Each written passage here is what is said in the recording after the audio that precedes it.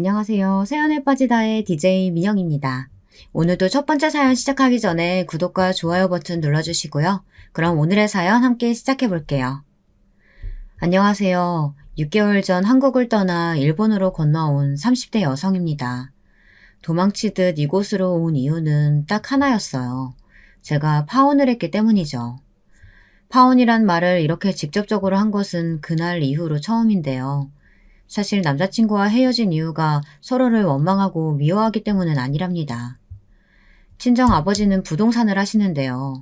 집이나 건물을 매매하고 임대하는 일은 물론 본인 스스로도 서울 곳곳에 건물을 가지고 계시는 이른바 건물주죠.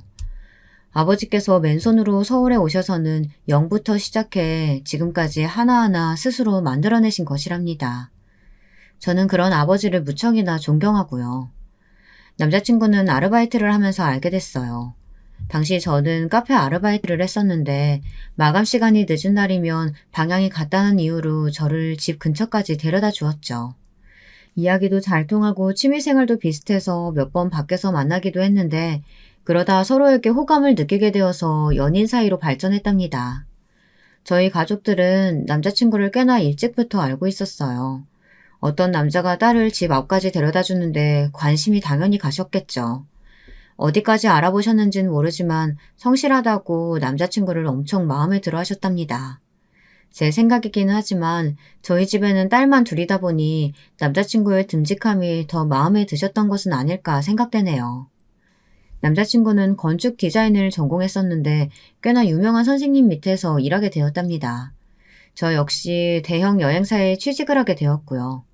둘은 취직 성공을 기뻐하며 3년만 죽어라 일하고는 꼭 결혼을 하자고 약속을 했었어요.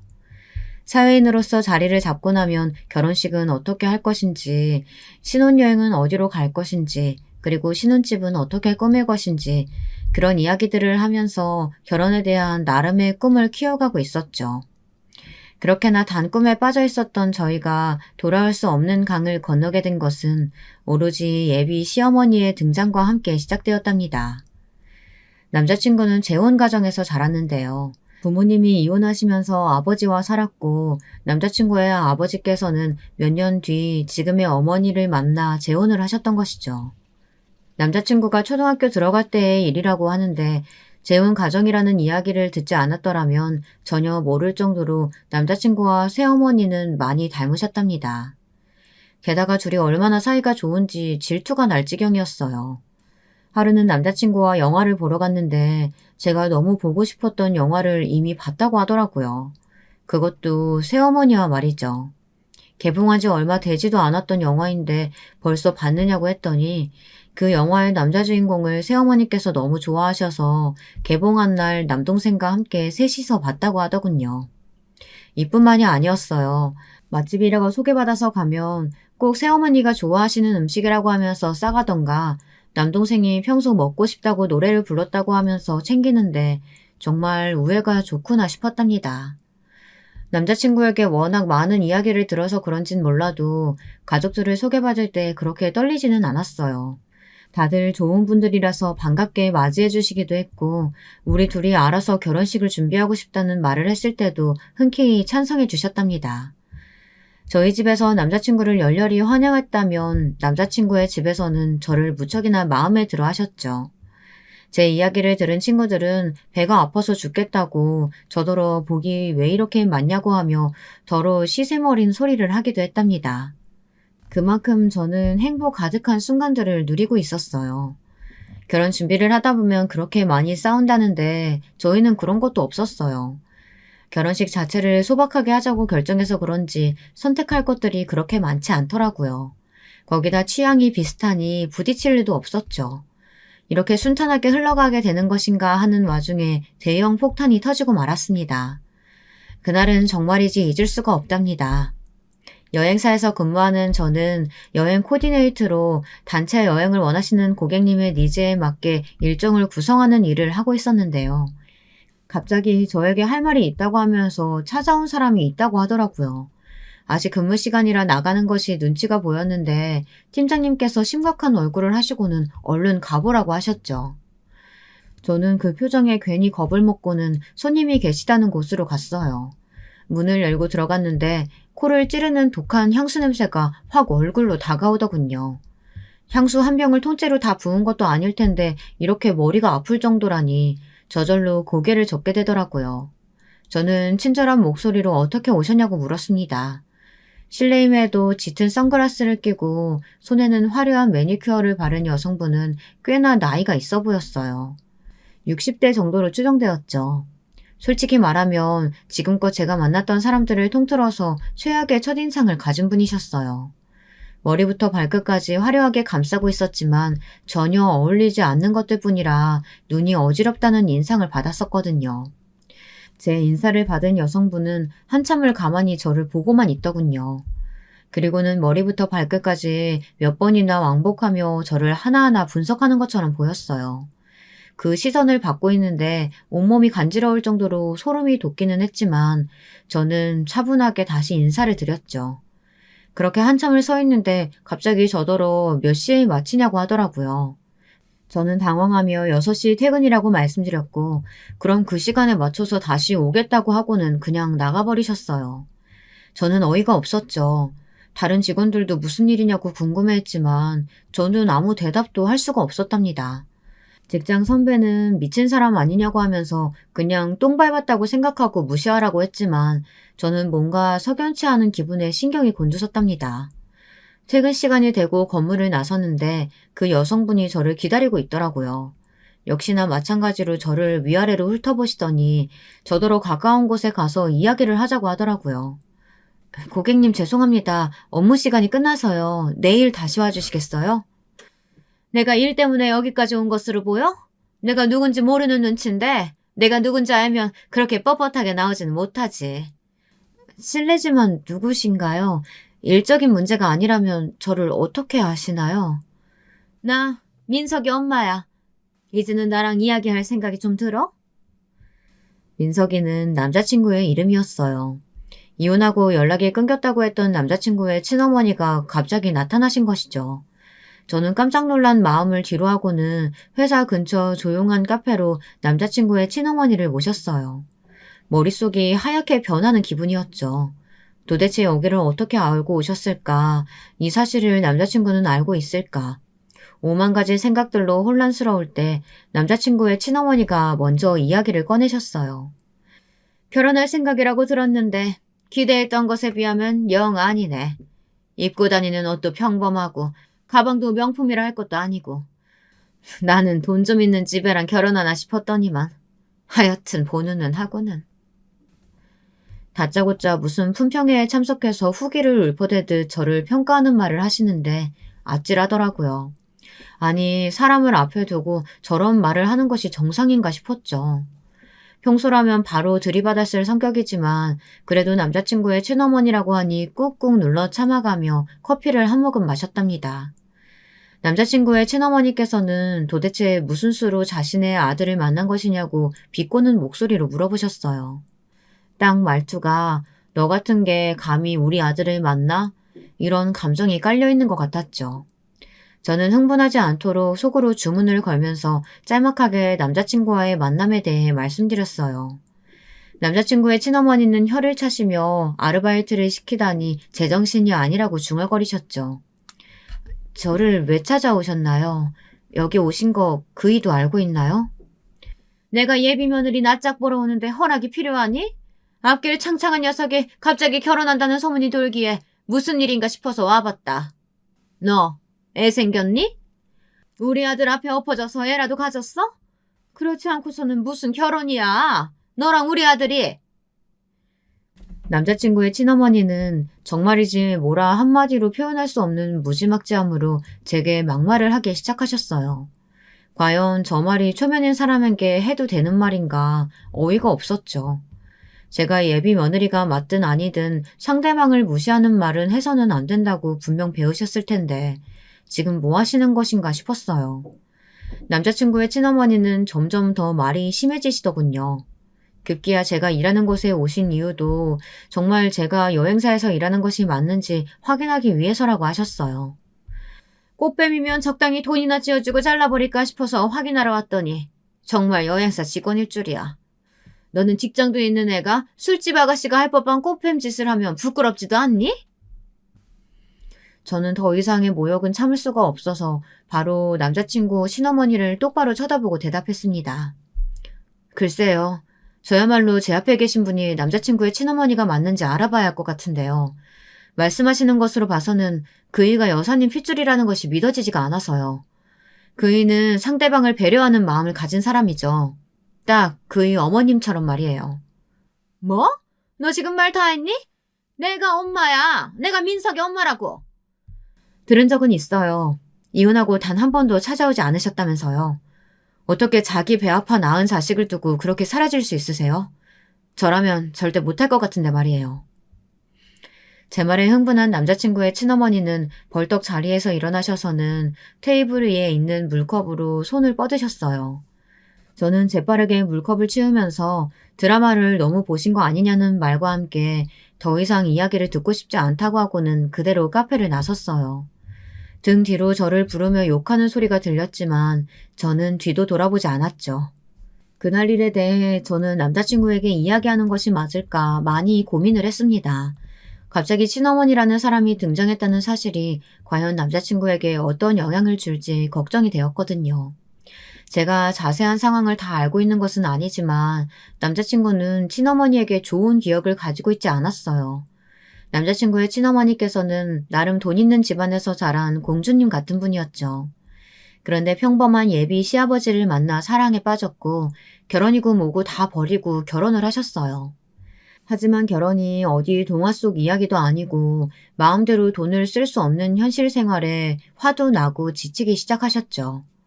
그러다 남자친구를 가진 것을 알게 되었고 한동안은 남자친구를 키우는 재미로 살다가 끝내 과거의 자신에게 미련을 버리지 못해서 하루아침에 이혼서류만 두고 사라졌다고 하시더라고요. 그날이 바로 남자친구의 5번째 생일이었죠. 예비 시아버지께서 백방으로 찾아다니며 만나서 이야기하고 싶다고 하셨지만 남자친구의 친어머니께서는 모든 권리를 다 포기할 테니 자신을 만났다는 사실마저도 잊어달라고 하곤 깔끔하게 정리하셨죠. 이런 이야기를 다 알고 있던 저로서는 갑자기 남자친구의 친어머니라고 하면서 제 앞에 나타난 상황을 받아들이기 쉽지 않았거든요.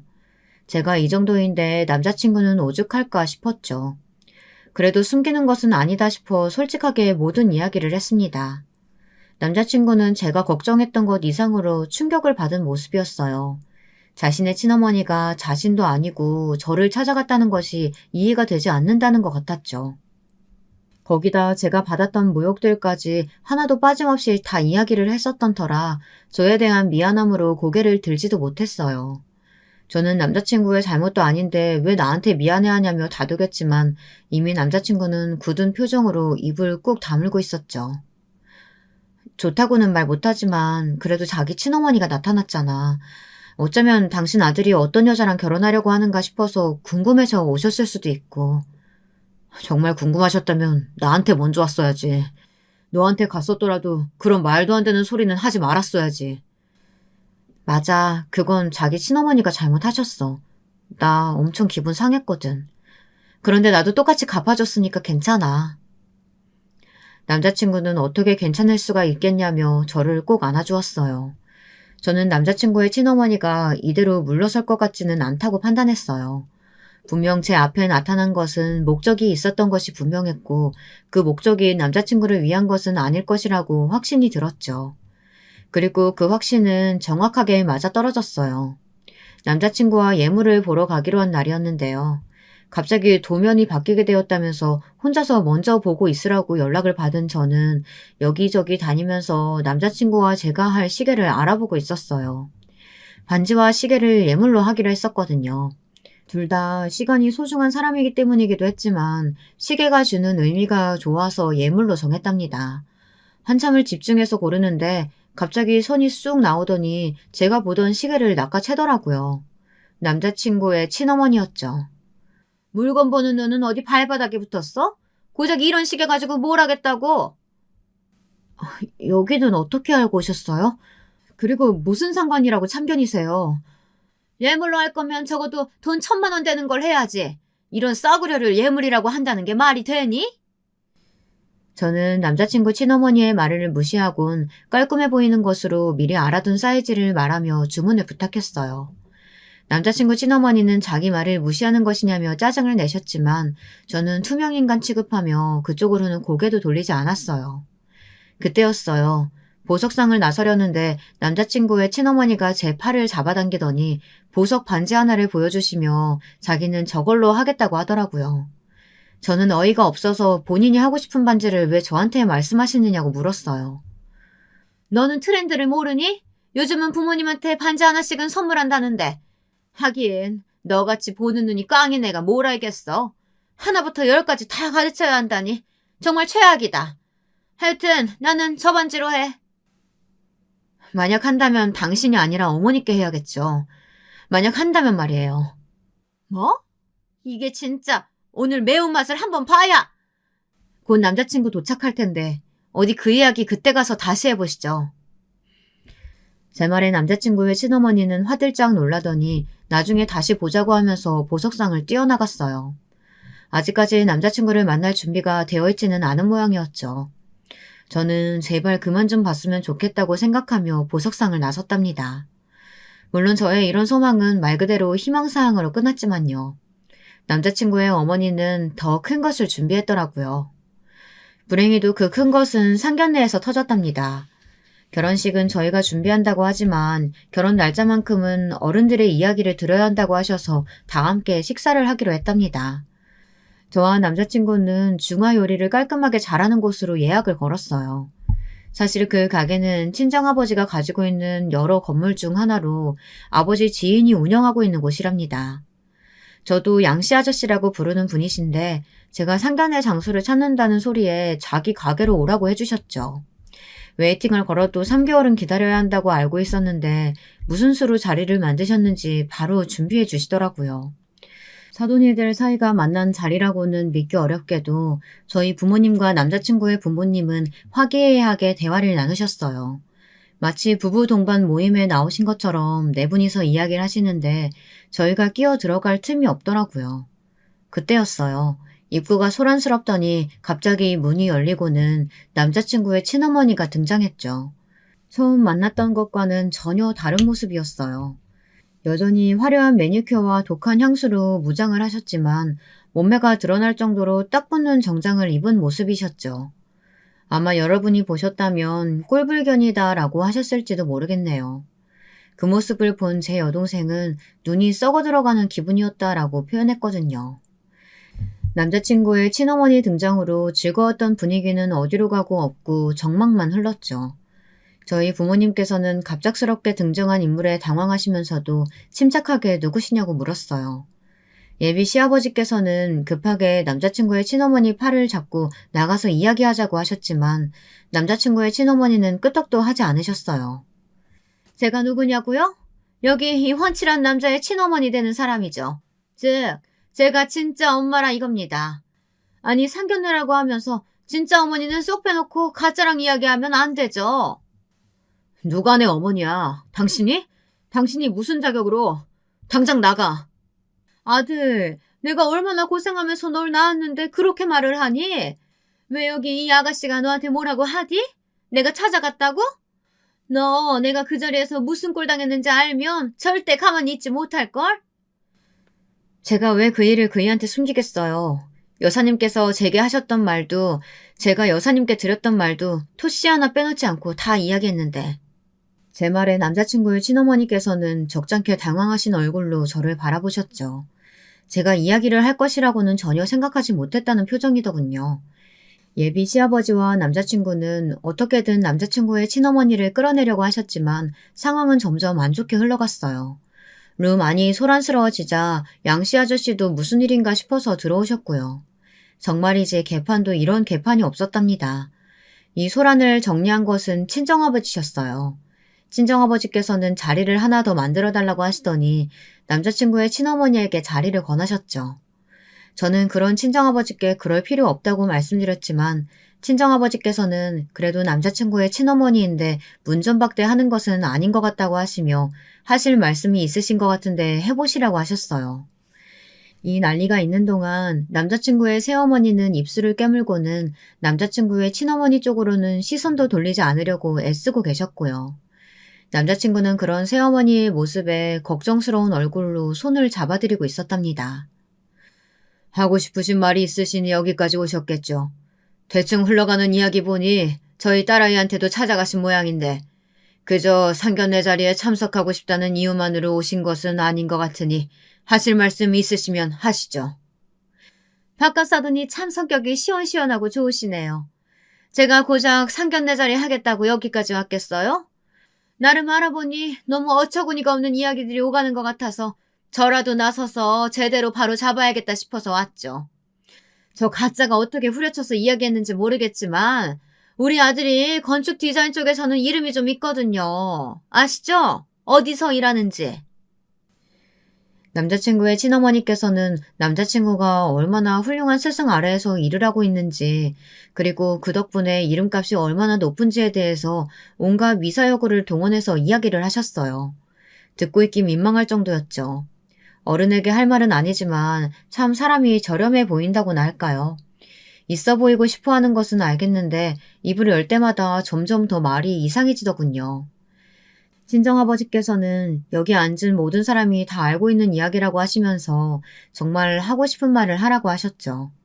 저는 태어나서 그런 친정아버지의 모습을 처음 봤는데요. 진짜 카리스마가 이런 것이구나 싶었답니다. 이런 기분은 저만 느낀 것은 아닌 것 같았죠. 기세등등하던 남자친구의 친어머니는 자세를 슬쩍 고치더니 그런 훌륭한 아들을 사위로 맞이하면서 행동으로 보여주는 것이 너무 없는 것 아니냐고 말씀하셨어요. 남자친구의 친어머니의 말에 룸은 삽시간에 얼어붙었어요. 예비 시아버지는 사색이 된 얼굴로 남자친구의 친어머니에게 미쳤냐고 소리를 지르셨어요. 남자친구 역시 무슨 자격으로 그런 말을 하느냐고 외쳤죠. 하지만 남자친구의 친어머니는 아무렇지 않은 얼굴로 친정아버지를 바라보며 자신이 틀린 말을 했느냐고 물었답니다. 지금 자신이 무슨 말씀하시는지 알고는 있습니까? 마치 아들을 거래의 대상처럼 이야기하고 계신데 맞습니까? 거래라니 무슨 그런 상스러운 표현을 쓰세요. 저는 이런 훌륭한 사위 보시는데 뭐라도 좀 내놔야 하는 거 아니냐 이거죠. 가령 예를 들면 건축사무소 하나를 차려준다거나 하는 건 말이죠. 당연히 집은 강남에 40평 정도 되는 곳이어야 하고요. 그리고 몰고 다니는 차도 S급 외제차는 되어야 면이 서지 않겠어요? 결혼식도 그래요. 알아보니까 전통혼례 한다고 하는데 그게 가당키나 합니까? 호텔 딱 빌려서 하객도 1000명 정도 받고 그래야죠. 미쳤어. 미친 것이 분명하다고. 지금 당신이 무슨 소리 하는지 알아? 내가 뭘? 우리 거래처 사람들만 하더라도 400, 500은 되는데 그럼 그 사람들은 오지 말란 말이야? 남자친구는 자신의 결혼식에 왜 오겠다고 하느냐며 꿈도 꾸지 말라고 했지만 남자친구의 친어머니는 들은 척도 하지 않았죠. 저는 그 광경을 보면서 아침 드라마의 한 장면 같다는 생각을 했어요. 그것도 사이코패스가 등장하는 드라마로요. 친정아버지는 말할 가치도 없다는 얼굴을 하고 계셨고 친정어머니께서는 한숨을 내쉬며 동생과 함께 자리에서 일어나셨죠. 남자친구의 친어머니는 확답도 주지 않고 어디를 가느냐고 했지만 갑자기 튀어나온 남자친구의 새어머니에게 가로막혔답니다. 그리고는 믿을 수 없는 광경이 눈앞에 펼쳐졌어요. 가만히 앉아만 계시던 남자친구의 새어머니께서 대뜸 남자친구의 친어머니의 뺨을 세게 후리치시더라고요. 룸에는 쫙 하는 찰진 소리가 울렸죠. 동생과 함께 나가시던 친정어머니께서도 놀란 표정으로 문고리를 잡곤 움직이지 않으셨고요. 마치 정지화면 버튼을 누른 것처럼 아무도 움직이지 않았어요. 그 상황에서 가장 먼저 움직인 것은 남자친구의 친어머니였죠. 감히 날 때려? 가짜 주제에? 누가 가짜야? 네가 버리고 갔으면서 누가 가짜야? 낳기만 하면 다 엄만 줄 알아? 내 자식 결혼해. 니까짓 게 뭔데 나서? 내 자식? 내 배 아파서 낳은 내 자식이 네가 뭔데 그렇게 불러? 그래, 그거 내가 직접 낳아주지 못한 거 얼마나 한이 되었는지 알아? 그런 내 자식을 가지고 장사를 해. 이렇게 중요한 자리에 와서 행패까지 부려가면서. 남자친구의 새어머니는 금방이라도 피를 토할 것처럼 소리를 지르시면서 당장 꺼지라고 말씀하셨어요. 남자친구의 친어머니는 절대로 질 수 없다는 듯 욕을 퍼붓기 시작했지만 량씨 아저씨의 신호에 맞춰 등장한 경비원들에게 끌려서 나가버렸죠. 폭풍우가 지나갔다는 것이 바로 이런 것이구나 싶더군요. 그 자리에 있는 그 누구도 쉽게 입을 열지 못했어요. 그렇게 저희의 상견례는 끝이 났답니다. 상견례가 있고 나서 한동안 저도 남자친구도 먼저 이야기를 꺼내지 못했어요. 그만큼 그날의 일은 양가 어른들에게 충격이었고 저와 남자친구에게는 상처가 되었거든요. 친정어머니께서는 굳이 그런 상황을 알면서도 결혼을 해야겠냐고 물어보셨어요. 남자친구가 좋은 사람인 것도 알고 있고 상견례 자리에서 인사를 나눴던 사돈도 좋은 분이지만 남자친구의 친어머니를 받아들이기는 쉽지 않다고 하셨죠. 경박하고 몰상식한 말을 내뱉는 것은 그럴 수 있다고 하지만 자기 자식을 이용해서 한탕 해보겠다는 심보가 보여 도저히 참을 수가 없다고 말이죠. 저는 입이 10개라도 할 말은 없었지만 고작 남자친구의 친어머니 때문에 남자친구와 헤어지고 싶지는 않았어요. 내가 결혼하는 사람은 남자친구지 그 친어머니가 아니잖아. 어차피 지금까지 모르고 살았던 사람이고 결혼만 잘 넘기면 앞으로도 안 볼 사람일 수 있는데 그 사람 때문에 남자친구랑 헤어질 필요가 있나 싶어서요. 결혼이라는 거 얼핏 보면 다른 환경에서 살아온 두 사람이 서로를 동반자로 삼아 함께 살아가는 것처럼 보일 수도 있지만 그게 전부는 아니야. 두 사람이 가족이 되면 그 두 사람과 관련 있는 다른 사람들도 엮이는 거야. 너 그 친어머니란 사람이랑 앞으로 안 보고 산다고 장담할 수 있어? 그래도 남자친구는 죄가 없잖아요. 그 가족들도 그렇고요. 미꾸라지 한 마리가 웅덩이 흐리게 만들면 그 웅덩이는 더 이상 깨끗한 곳이 아니야. 그 미꾸라지 한 마리 없앤다고 해결될 줄 알지? 전혀 아니다. 친정어머니께서는 어떻게든 제 마음을 돌리고 싶어 하셨지만 저는 고집스럽게 헤어지지 않겠다고 말씀드렸어요. 가만히 듣고 계시던 친정아버지께서는 서로 의논을 해보라며 말을 아끼셨죠. 상견례 이후 일주일 만에 다시 만난 남자친구의 얼굴은 정말이지 말로 표현하기 힘들 만큼 상했더군요. 제대로 식사를 챙기지도 못했는지 아예 반쪽이 되었더라고요.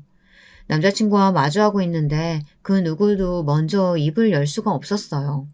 어떤 말로 시작해야 할지 난감했죠. 용기를 낸 쪽은 저였어요. 그날 어머니 많이 놀라신 것 같은데 괜찮으셔? 병원에 계셔.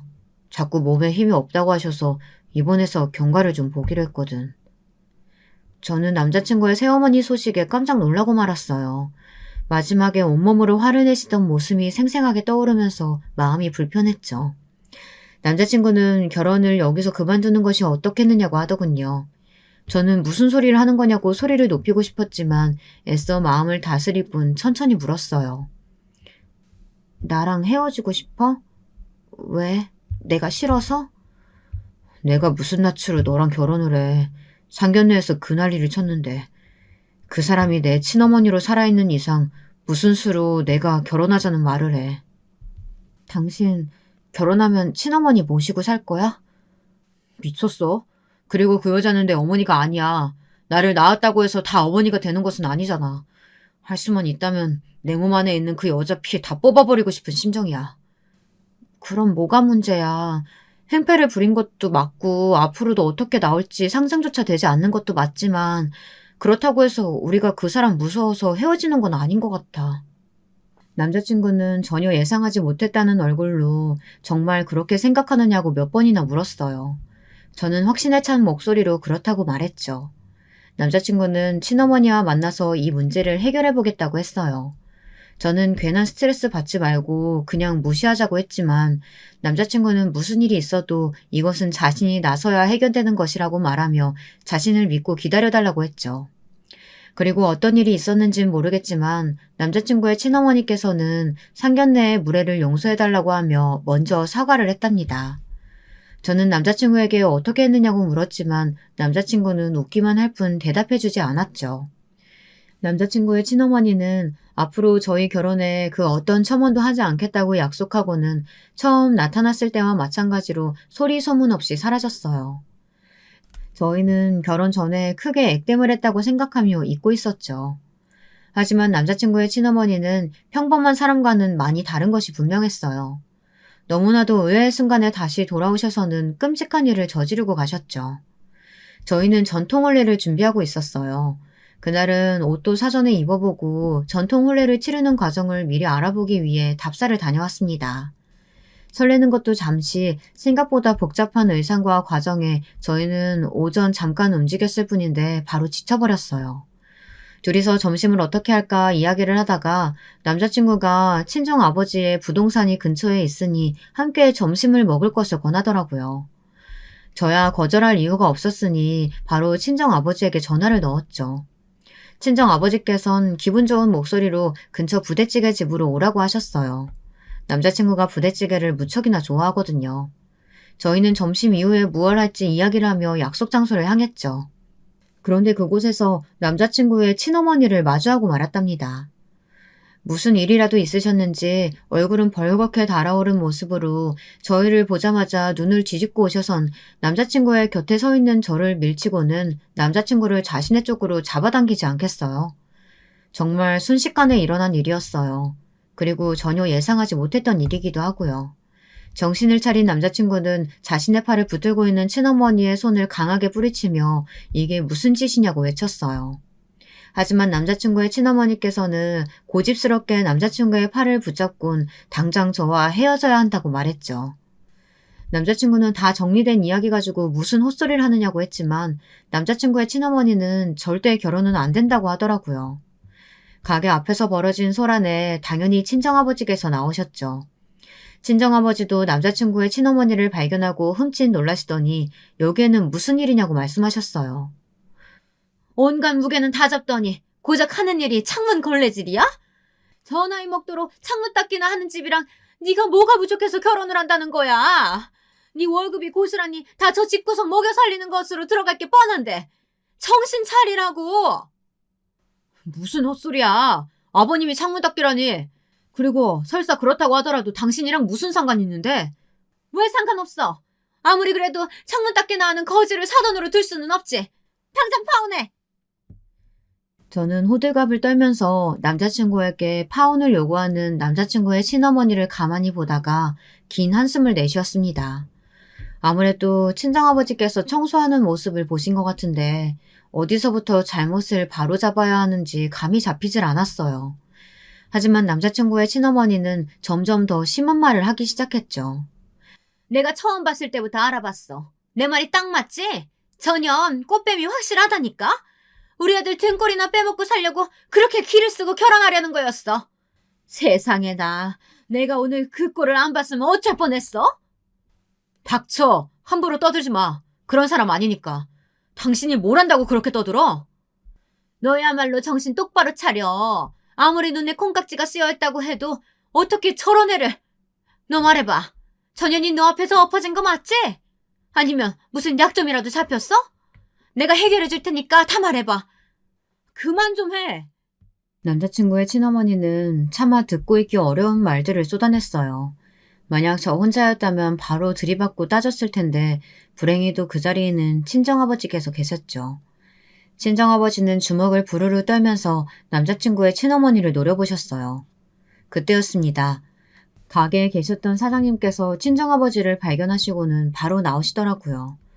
아이고 어르신, 여기는 어쩐 일이세요? 부대찌개 드시러 오셨으면 얼른 들어오지 않으시고요.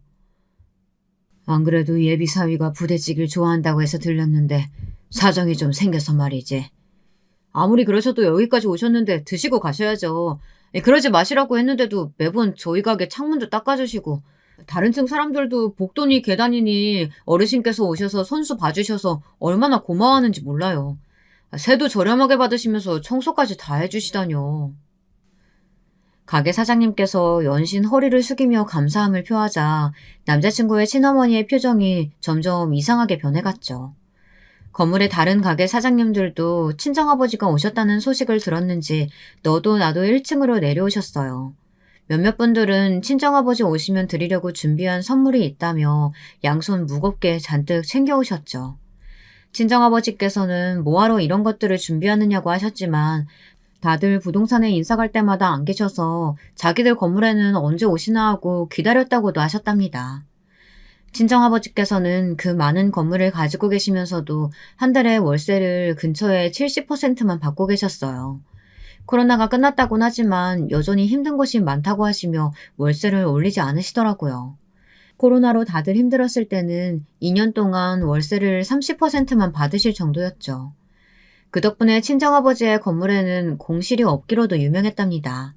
사람들이 너도 나도 나와서 친정아버지께 인사를 드리자 남자친구의 친어머니는 하얗게 질린 얼굴로 저와 친정아버지를 번갈아 바라보았죠. 남자친구 역시 친정아버지가 부동산을 한다고만 생각했지 건물을 가지고 계시는 것까지는 모르고 있었기 때문에 놀란 얼굴이었어요. 그러니까 사돈 어른이 창문 닦기가 아니고. 창문이요? 아, 그거요? 아, 우리 어르신이 한 달에 한 번씩 와서 어디 고장난 건 없나 불편한 건 없나 봐주시면서 꼭 유리창을 닦아주시거든요. 다른 층은 사람 시켜서 해주시는데 꼭 1층은 직접 해주시네요. 내 건물인데 그럼 내가 청소해야지 누굴 시켜? 그리고 이렇게 관절에 기름칠을 좀 해줘야 잘 움직이지. 가만히 있기만 하면 몸이 굳어서 안 돼. 남자친구의 친어머니는 갑작스럽게 전개된 일들에 적응이 되지 않는 얼굴이었어요. 저는 파혼이란 말을 어디서 하느냐고 했죠. 파혼이란 단어에 정신이 번쩍 든 남자친구의 친어머니는 제 손을 잡고는 자기가 실성을 한 것 같다고 하며 방금 있었던 일은 잊어달라고 말했어요. 하지만 친정아버지께서는 이미 화가 머리 끝까지 나신 상태였죠. 친정아버지께서는 가게 사장님들께 양해를 구하고는 제가 있는 쪽으로 오셔서 제 손을 잡고 있던 남자친구의 친어머니 손을 채내셨어요. 사돈, 제가 잠시 정신이 나갔었나 봐요. 제가 사람을 잘못 보고 해서는 안 될 말을 했네요. 우리 아들 얼굴 봐서라도 한 번만 넘어가 주세요. 네?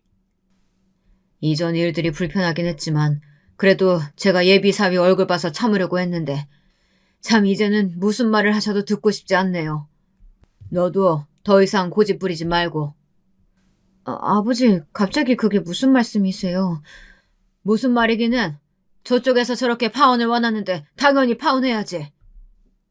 저는 깜짝 놀라서 아니라고 했지만 이미 친정아버지께서는 들은 척도 않으시고는 남자친구에게 깔끔하게 정리하는 것이 좋겠다고 말씀하셨어요. 남자친구는 그런 친정아버지의 말에 고개만 숙이고 있었죠. 저는 절대 안 된다고 이야기를 했지만 눈가가 붉어진 얼굴로 저를 바라보시는 친정아버지의 모습에 더 이상 말을 이을 수가 없었어요. 순간 아차 싶더라고요. 친정아버지께서 어떤 말을 들으셨는지 주마등처럼 머릿속을 지나갔기 때문이에요. 감히 내 딸한테 금이야 오기야 키워온 내 딸을 꽃배 취급하고 뭐 어쩌고 어째? 우리 딸이 엎어져? 약점을 잡아? 그런 더러운 말로 우리 딸 얼굴에 똥칠하는데 내가 어떻게 저 집이랑 사돈을 맺어? 아버지, 그건요. 네, 알겠습니다. 말씀대로 하겠습니다. 가만히 친정아버지의 말을 듣고 있던 남자친구는 고개를 끄덕였어요. 그러더니 길거리에서 친정아버지에게 큰절을 하고는 느릿한 걸음으로 돌아섰습니다. 저는 남자친구를 붙잡고 싶었지만 제 팔을 강하게 쥐고 있는 친정아버지 때문에 아무것도 할 수가 없었어요. 남자친구의 친어머니는 이렇게 끝낼 수 없다고 하며 제게 매달리기 시작했어요. 우리 아들 사랑하잖아, 안 그래? 너 우리 아들 사랑해서 무조건 결혼한다며. 그럼 그 많은 재산 다 우리 아들 몫으로 떨어지는 거 맞지? 그치? 이거 놓으세요. 귓구멍이 막히셨어요? 지금 저희 당신 때문에 파혼했잖아요. 그런데 끝까지 이렇게 돈 얘기하고 싶으세요? 남자친구의 친어머니는 이렇게 헤어지는 것은 아니지 않느냐고 하며 저더러 남자친구를 사랑한다면 당장 부모님을 설득하라고 했어요. 지금 이 상황을 만든 것이 누구인데 저런 정신 나간 소리를 하는 건지. 정말이지 당장이라도 달려가 남자친구의 친어머니 멱살을 잡고 흔들고 싶었지만 저는 얌전히 친정아버지를 따라 그 자리를 벗어났습니다. 아마 이야기를 들으신 분들은 무슨 일이 이렇게 태풍을 휩쓸고 지나가는 것 같냐고 하실 수도 있으실 것 같아요. 실제로 저는 그런 기분을 느꼈거든요. 그날 그 거리에서 남자친구의 친어머니를 만나 천국과 지옥을 오갔으니까요. 친정아버지께서는 결혼 준비로 인해 생긴 손해는 우리 쪽에서 다 정리하는 것으로 하자고 하시며 제게 힘들겠지만 미련을 버리라고 하셨어요. 저는 대답하지 않았지만 이제는 그래야 할 때가 왔다고 생각했죠. 하지만 일이 그렇게 깔끔하게 떨어지지는 않았어요. 일주일 뒤 저는 한 통의 내용 증명을 받았어요. 직장으로 날라왔죠. 다들 무슨 일인지 궁금해하는 표정으로 제 주변을 오가더군요. 안 그래도 파혼으로 한바탕 몸살을 앓았는데 이제는 내용 증명이라니. 참, 내 팔자가 왜 이런가 싶었어요. 아무리 생각해도 내용 증명을 보낼 만한 곳이 없다고 생각하며 뜯어본 저는 너무 놀라서 미쳤다고 소리를 지르고 말았죠. 제 목소리에 다들 무슨 일이냐고 모여들었지만 저는 서둘러 자리를 박차고 일어나 팀장님께 반차를 쓰겠다고 말씀드렸어요. 사색이 된 저의 표정에 팀장님도 심각한 얼굴로 당장 가보라고 하셨고요. 저는 수근거리는 소리를 뒤로하고는 택시까지 타서는 집으로 향했습니다. 때마침 부모님께서 다 계셨죠. 저는 떨리는 손으로 내용 증명을 보여드렸어요. 두 분의 반응 역시 저와 다르지 않았답니다. 내용 증명을 보낸 사람은 다름 아닌 남자친구의 친어머니였죠. 파혼으로 인한 위자료를 청구한다고 되어 있더라고요.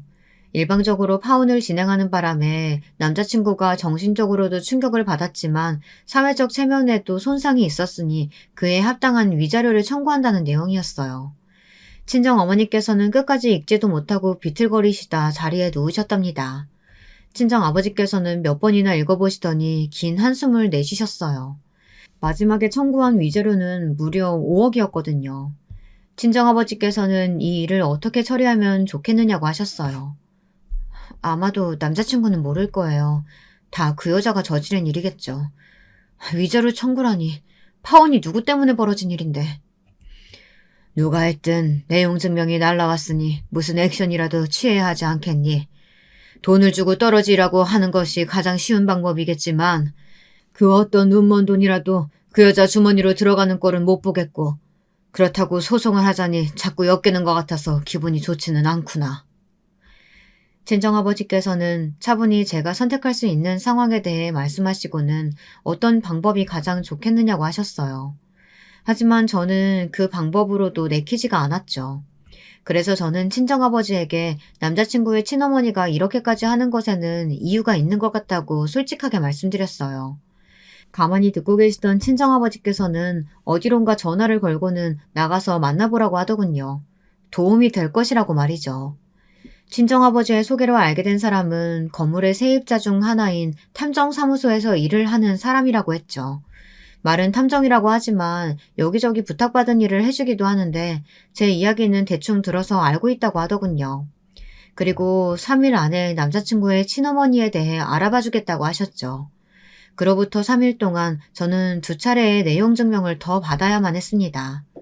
제가 반응을 보이지 않자 초조해지신 건지 아니면 간이 커진 건지 위자료의 금액은 점점 더 커져서 마지막에 받은 내용 증명에는 무려 10억을 달라고 되어 있더라고요. 이건 뭐 너무 쉬운데요. 집 나갔다가 다시 돌아와서는 가업을 물려받기는 했는데 머리가 없으면 노력이라도 하던가. 이도저도 아니다 보니까 이제는 빚만 남아서 당장 해결해야 할 돈이 8억 정도 되더라고요. 지난 사람들 여러 등치고 다닌 모양인데 그리고 그쪽에서도 아들의 존재를 알았는지 지난주부터는 아들 회사로 찾아가선 돈을 달라고 했었나 보더라고요. 저는 충격적인 이야기에 입이 다물어지지 않았어요. 돈 문제가 있을 것이라고는 생각했지만 이 정도라고는 생각지도 못했거든요. 거기다 헤어지기는 했지만 남자친구가 피해를 보고 있다고 생각하니 마음 한쪽이 아프기도 했고요. 저는 그 사실을 가지고 친정아버지를 찾아갔어요. 그리고는 사기죄와 협박죄로 남자친구의 친어머니를 고소할 방법에 대해 알아보고 싶다고 말했죠. 친정아버지께서는 쉬운 일이 아니라고 하시면서 도와주겠다고 하셨고요. 저는 바로 행동으로 옮겼어요. 파혼까지 가게 된 상황에 대한 증거들과 증언들을 모아 보내면서 오히려 협박죄로 고소를 걸었죠. 그리고 남자친구의 친어머니에게 돈을 빌려준 사람들을 찾아가 법적인 도움을 줄 테니 남자친구의 친어머니를 사기죄로 고소해달라고 했고요. 솔직히 이렇게까지 할 생각은 아니었지만 저는 어떻게든 남자친구의 친어머니를 도려내어 2번 다시 남자친구 근처에도 그리고 제 주변에도 존재할 수 없도록 만들고 싶었답니다. 저의 이런 행동에 당황한 것은 남자친구의 친어머니였어요. 돈을 세게 부르면 어느 정도 협상의 여지가 생길 것이고 그 와중에 돈을 좀 챙겨서 도망갈 생각을 했던 모양이더라고요. 하지만 제가 역으로 고소를 하겠다고 나서자 발등에 불이 떨어진 것이나 다름없었죠. 이 다음에야 다들 예상하시는 대로 흘러갔습니다. 남자친구의 친어머니는 사기죄가 인정되어 교도소로 들어간다고 하네요. 그리고 저는 몰랐는데 친정아버지께서 역으로 정신적 피해 보상금을 위자료로 청구해 결국은 남자친구의 친어머니가 운영하는 회사가 도산되었다고 하더라고요. 쌤통이죠. 파혼이라는 폭풍우가 지나가고 조금은 안정을 되찾은 제가 이렇게 이야기를 꺼내게 된 것은 사실 어제 남자친구의 소식을 들었기 때문입니다. 다니던 회사를 그만두고 산촌 벽지를 다니면서 형편이 어려운 사람들의 고장난 집을 수리해주고 있다고 하더라고요. 참 좋은 사람이었는데, 말 그대로 밝은 미래로 가득 찬 사람이었는데, 많이 아쉽고 안타깝네요. 제 이야기 들어주셔서 감사합니다. 여러분, 두 번째 사연 시작하기 전에 좋아요와 구독 꼭 눌러주실 거죠? 그럼 두 번째 사연 바로 시작합니다. 요즘 우울감이 너무 심해서 마음이 안 좋지만 그런 와중에 결정 하나는 그래도 잘한 것 같아서 그걸로 위안을 삼고 있어요. 다들 살다 보면 꼭 선택을 해야 될 때가 있고 그게 옳은지 아닌지 몰라서 불안하실 때가 있잖아요. 저에겐 그게 결혼이었답니다. 이 상황을 말하려면 1년 전 얘기를 해야 될 것 같은데 불과 저에게는 1년도 채 되지 않은 시간 동안 너무 많은 변화들이 앞구르기 하듯 일어났어요. 저도 혼란스럽고 제 주변도 다들 놀라있지만 모두 제 눈치를 보기 바쁜지라 딱히 말들은 안 하고 있어요. 일단 1년 전 저는 한 남자를 만나게 되었어요. 그리고 아주 뜨거운 연애를 하고 그 안에 별의별 우여곡절을 다 겪으면서 결혼을 결심하게 되었는데요. 당시 저와 남친은 31살, 35살의 남녀로서 연애를 이어가게 되었어요.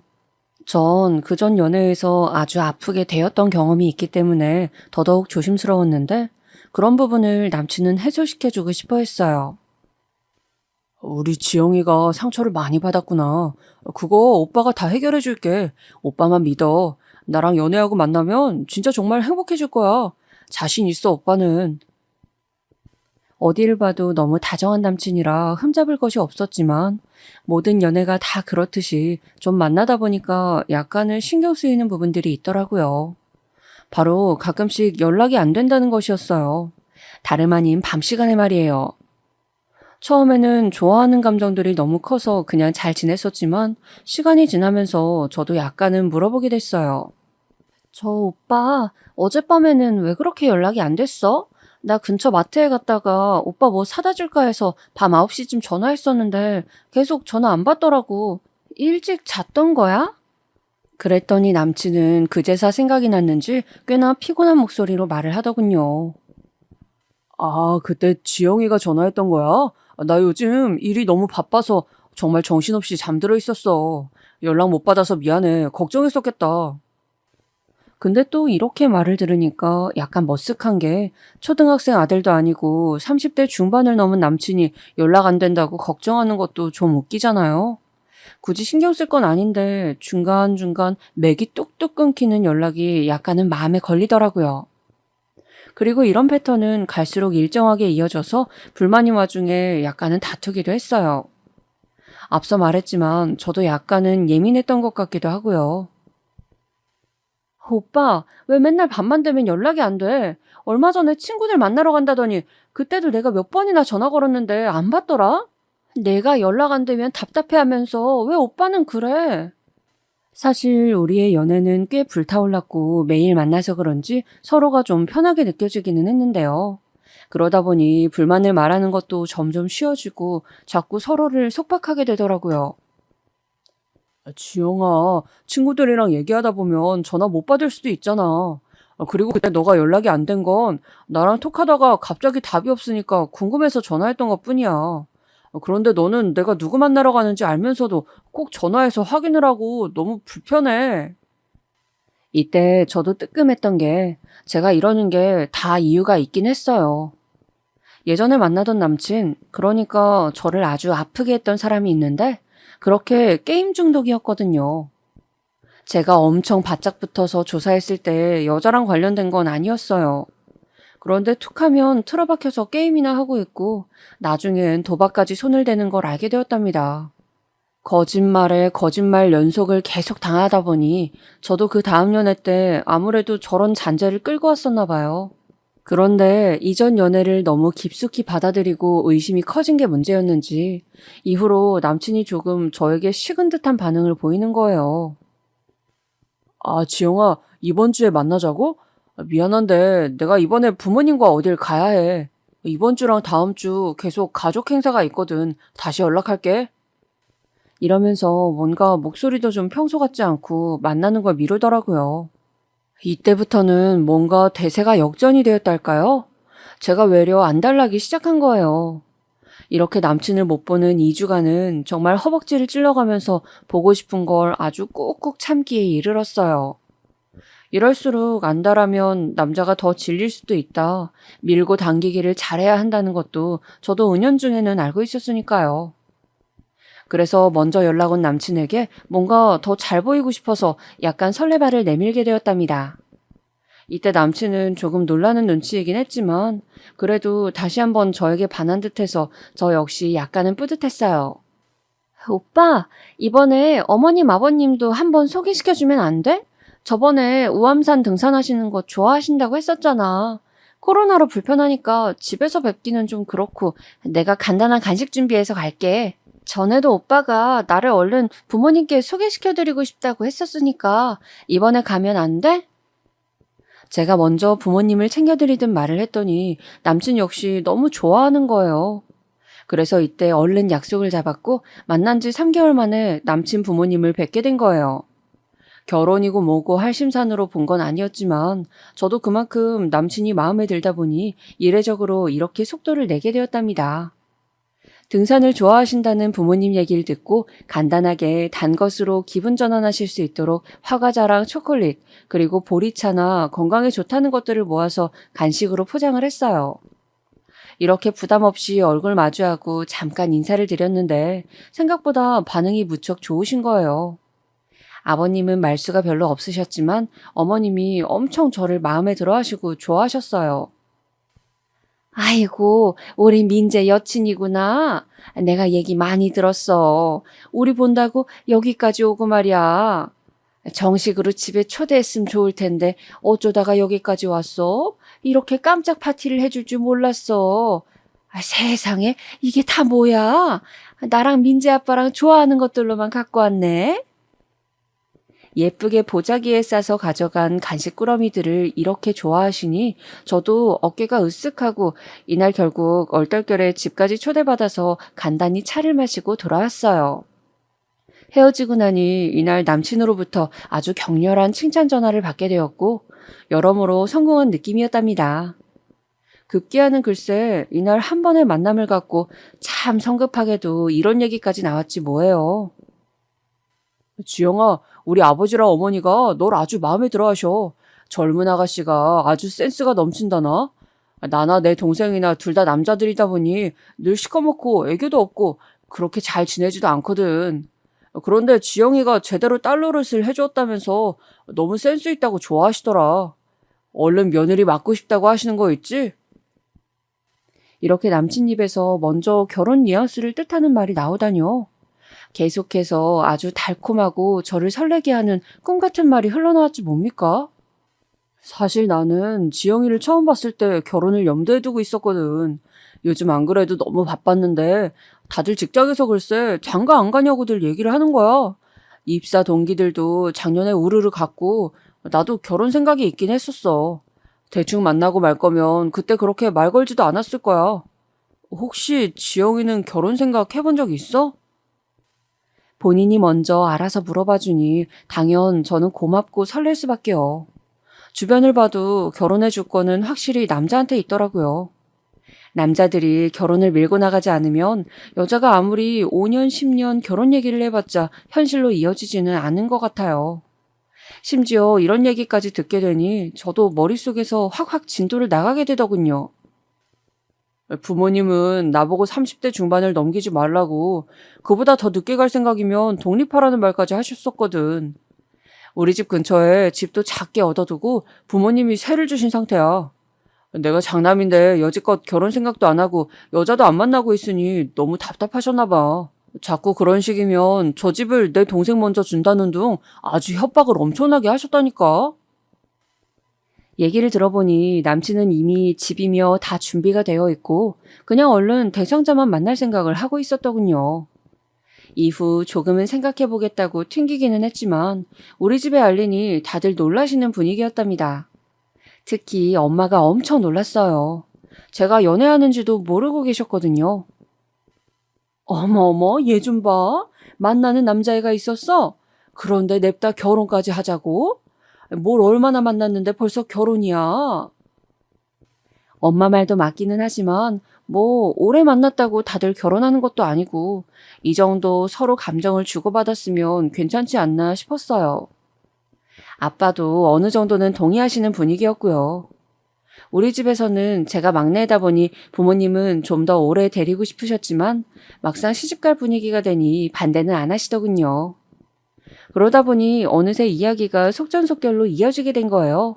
만난 지 1년도 안 되었는데 결혼하는 흐름으로 가게 되었답니다. 바로 그 다음 달에 양가 상견례까지 어색한 분위기에서 마치게 되었고 그래도 각각 다들 인상은 좋다는 식으로 훈훈하게 마무리가 되었어요. 이후로는 식장을 잡고 혼수 가전 준비며 이것저것 관련된 모든 것들을 따지다 보니 진짜 바빠지더군요. 신경 쓸 게 너무 많은데 시간은 없고 저나 남친이나 둘 다 직장에 매여 있다 보니 어째 맨날 연락은 비슷한 주제로만 하게 되었어요. 저기 오빠, 아직 코로나로 해외 신혼여행은 무리겠지? 우리 그럼 제주도나 가야 할까 봐. 요즘은 제주도도 비싸더라. 이건 오빠가 좀 알아봐줘. 그리고 나는 가전으로 식기세척기랑 냉장고랑 로봇 청소기랑 하여간에 할 게 너무 많아. 이것도 고르는데 시간이 엄청 걸려. 이것도 내가 보내줄 테니까 오빠가 한번 같이 봐봐. 계속 이렇게 결혼을 위한 어떤 시스템 안에 들어가는 내용들만 건조하게 주고받게 되더군요. 그런데 더 최악의 상황이 있었으니 우리의 식장 투어에 어머니가 대뜸 끼셨다는 거예요. 나도 좀 가서 같이 보자. 이런 건 어른들 눈썰미도 중요한 거야. 사실 결혼식은 니들 손님 아니고 부모님들 손님이잖아. 사돈도 내가 대신 봐드리면 좋아하실 거다. 안 그러니 지영아? 이러면서 갑자기 아무런 연락도 없이 남친 차에 같이 타고 오신 거예요. 남친은 저한테 이런 말을 일체 하지도 않았거든요. 웨딩 플래너님도 우리 시어머니가 따라다니는 것을 약간은 별스럽게 여기시긴 하더군요. 어머, 이런 케이스가 있기는 한데 아까 보니 시모님 취향이 꽤 까다로우신 것 같던데요. 신부님 조금 고생하시겠어요. 제가 아무한테나 이런 말 하진 않아요. 이런 말을 들으니까 또 괜히 싱숭생숭한 거예요. 왜 어머니는 그렇게 덜컥 따라오신 건지, 또 왜 남친은 그런 얘기도 안 하고 어떤 중심도 안 잡아주는지 말이에요. 그러던 중 한창 시간을 쪼개어 식장을 알아보다 결정을 했고 웨딩 촬영일도 잡았는데요. 이때 저는 어머니에게 아주 기가 막힌 전화를 받게 되었어요. 저기 지영아, 우리 가족 사진 거기서 같이 찍으면 안 될까? 네가 좀 그 담당자한테 물어봐봐. 어? 네? 가족 사진이요? 저기 양가 가족 사진을 같이 찍자는 말씀이세요? 제 딴에는 당연히 가족 사진이라는 의미를 본인네만 지칭하신 건 아닐 테고 상견례도 했으니 새삼 양가 같이 찍자고 하시는 줄 알았어요. 우리 둘 촬영만 해도 신경 쓸 게 많은데 너무 머리 아픈 거예요. 그래서 난감해하는데 어머니의 답은 너무나도 의외였고 저를 약간은 짜증나게 하더군요. 아니, 무슨 말이야? 뭐하러 양가 가족 사진을 찍어, 어색하게. 당연히 우리 가족 사진이지. 니네 아버님이랑 나랑 민재랑 정재랑 이렇게 넷이서 턱시도 입고 같이 사진 찍을 일이 없어. 사실 저번에도 찍으려다가 아이고 내 정신이야. 여기서 어머니는 뭘 실수하신 양 갑자기 말을 막 돌리시더라고요. 아무튼 그건 그렇고 무슨 예비 시댁 식구들이 거기 한켠에서 넷이 나란히 사진을 찍겠다는 건가요? 그런데 사실 이보다 더 중요한 저 말 안에 숨어있는 어머니의 칠칠 맞은 실수를 눈치챘어야 했는데 아주 나중이 되어서야 비로소 알았지 뭐예요. 아무튼 이 당시에 전 순진하게 그냥 저 말에만 짜증이 나 있었고 남친을 통해서 애둘러 말을 했어요. 오빠가 좀 어머니한테 말씀드려줘. 이게 뭐야? 우리 웨딩 촬영만 해도 드레스 고르고 정신이 없다고. 내 친구들 와서 이때 같이 사진도 찍기로 했잖아. 그런데 갑자기 어머니 아버님이랑 도련님 오시면 내가 신경 쓸 게 너무 많은데 이건 못하겠다고 말씀드려줘. 이때 남친은 좀 당황스러운 표정을 짓더니 아무래도 제가 너무 곤란해 보였는지 알겠다고 하더군요. 그래, 너가 많이 불편한가 보다. 어머니께는 내가 말씀드릴게. 걱정 안 해도 돼. 또 사람 기분이 왜 그런진 몰라도 이렇게 바로 받아들여서 수긍해주는 모습을 보니까 마음이 약해지는 거예요. 내가 너무했나 싶기도 하고 이후로 조용한 어머니를 보니 좀 실망하신 것 같기도 하고요. 그런데 해도 좀 너무하잖아요. 부부 웨딩 촬영하는데 예비 시댁 식구들이 껴서 그들만의 단란한 가족 사진을 한 켠에서 찍게 해달라뇨. 그러면 안 되는데 저도 이 부분에 대해서 엄마한테 말을 했어요. 엄마는 흥미롭게 들으시더니 점점 듣다가 어라 이것들 봐라 하는 반응을 보이시더군요. 아주 웃기고들 있네. 아니 결혼 날짜 잡고 얼굴 싹 바꾸는 건 무슨 시어머니들 만국 공통이야? 니네 언니네 시어머니도 그러더니 아니 왜 니네 시어머니까지 저 난리냐? 진짜 제정신들이긴 한 거야. 나는 뭐 처가살이 시킬 줄 몰라서 안 하는 줄 아나? 내가 네 언니 때 당했지만 너 때는 안 당해. 딸 시집 보내는 것도 경력 따라 대응하는 게 다른 거야. 내가 요것들 가만두나 봐라. 엄마가 이렇게 나선다는 것 자체가 불안하긴 했지만 제가 아무리 말해도 남친이 못 알아먹고 외려 제 탓을 하니까요. 이때 저는 남친이 저에게 했던 것처럼 따로 남친에게 말해주지 않고 곧장 엄마에게 연락처를 넘겼어요. 저 역시 아무런 얘기도 못 들은 상태로 대뜸 제 번호가 어머니에게 알려져서 너무 황당했었거든요. 이후로 어머니가 저한테 전화하시면 우리 엄마도 똑같이 제 남친에게 전화를 해대기 시작한 거예요. 나중에는 어머니도 뭔가 이 시소 타듯 이어지는 흐름이 이상했던지 저에게 전화를 걸어오셨답니다. 내가 좀 오늘 조심스러운 얘기를 해야 될 것 같은데 저기 니네 어머니 말이야. 그렇게 매일 우리 민재한테 전화를 걸어대신다면서. 아니 민재가 말한 건 아니고 말하다 보니까 그냥 어찌 알게 된 거야. 암튼 밖에서 일하고 있는 애한테 그렇게 자꾸 전화를 걸어대시면 어떡해? 이런 건 네가 중간에서 좀 말씀을 드려야 될 것 아니야. 저도 감정이 있고 엄연히 똑같은 사람인데 솔직히 좀 못 참겠더라고요. 결혼식 앞두고 다 잡은 물고기 마냥 그렇게 함부로 대한다면 저도 똑같이 대해줘야겠다는 생각이 들었어요.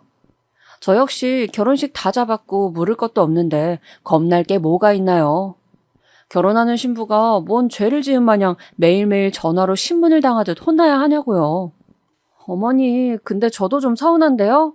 저도 지금 나와서 일하고 있고 어머니 전화 받겠다고 여기 회사 카페까지 나와서 받고 있어요. 어머니도 식 앞두고 계속 전화 주시고 지난주에는 어머니 외가 댁까지 다녀왔어요. 저도 이렇게 바삐 움직이는데 민재 씨도 저희 집이랑 같이 맞춰가야 되는 거 아닌가요? 저희 엄마한텐 제가 말씀을 드리겠지만 어머니도 제가 직장에 있는 시간대는 좀 피해 주시면 안 될까요?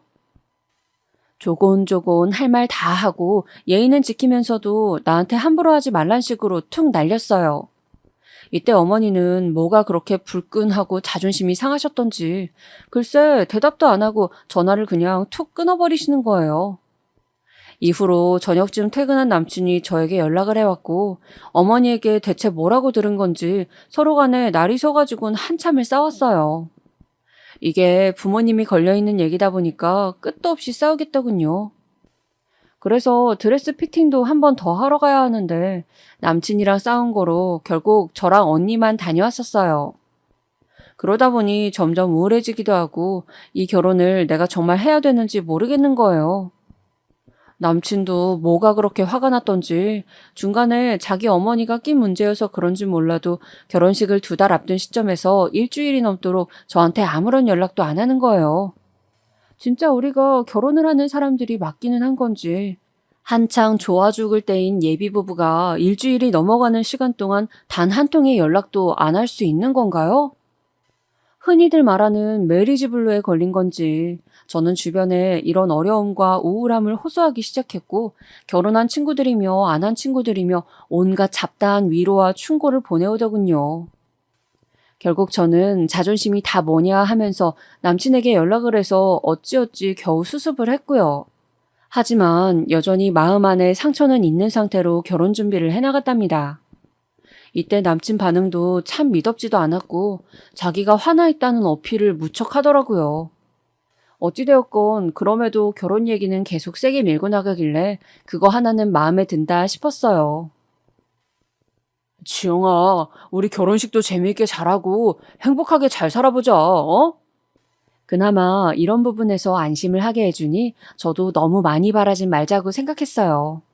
그리고 전 더 복잡한 문제로 싸우긴 싫어서 여전히 고쳐지지 않는 남친의 버릇도 그냥 눈 감기로 했답니다. 밤만 되면 9시쯤만 되면 연락 안 되고 끊어져 버리는 거 말이에요. 뭐 자기 입으로는 일찍 자버린다고 하는데 그것도 잘 모르겠더라고요. 나중에 가서는 이 당시에 이걸 제대로 확인할 걸 그랬나 싶기도 해요. 이때만 해도 저는 그것 하나만 빼면 다 순조롭게 가고 있다고 생각했는데 이게 제일 큰 걸림돌일지 누가 알았겠나요? 아무튼 결혼식을 앞두고 3주 전쯤엔 저는 지독한 다이어트를 통해 8kg을 감량한 상태였고 웨딩 촬영 때보다 훨씬 살이 더 빠져 있었어요.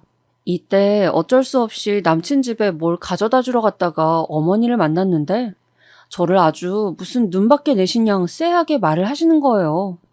어쩜 처음 봤을 때랑 인상이 이렇게 확연히 뒤집어질 수 있는 건가요? 그래, 지영이 왔니? 근데 너 너무 살 뺀 거 아니야? 애가 눈도 퀭하고 얼굴은 해골이 되어서는 그렇게 삐쩍 말라가지고 뭐 제대로 걸을 수나 있겠어? 좀 더 찌워야 될 것 같아. 얼굴이 원 너무 빈곤해 보인다. 한창 결혼 앞둔 신부한테 어쩜 저런 망언을 하시는 건지. 하여간 어머니는 마주쳤다 하면 시한폭탄처럼 제 화를 돋구시더군요. 근데 저도 저인 게 진짜 한마디도 안 지고 똑같이 말을 했어요. 그래도 살쪄서 드레스 못 입는 것보단 나을 것 같아서요. 지금 민재 오빠는 살 너무 많이 쪄서 턱시도도 안 맞고 웨딩 플래너님도 저보고 신랑 너무 쪘다고 걱정하시더라고요. 10kg이나 더 늘었다고 하는데 좀 관리해야 될 것 같아요. 오빠 호리호리하게 마른 거 보고 좋아했는데 지금은 너무 투실해졌더라고요. 밥 조금만 주셔도 될 것 같아요, 어머니.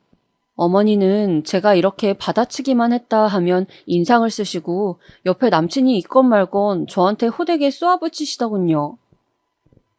얘는 어른 앞에서 못하는 말이 없어. 내 아들이야. 네가 뭔데 우리 아들을 갖고 어쩌네 하고 있어. 우리 아들만한 인물이 어디 있다고. 네가 100번 낳아봐라. 저런 아들을 어디서 만드나.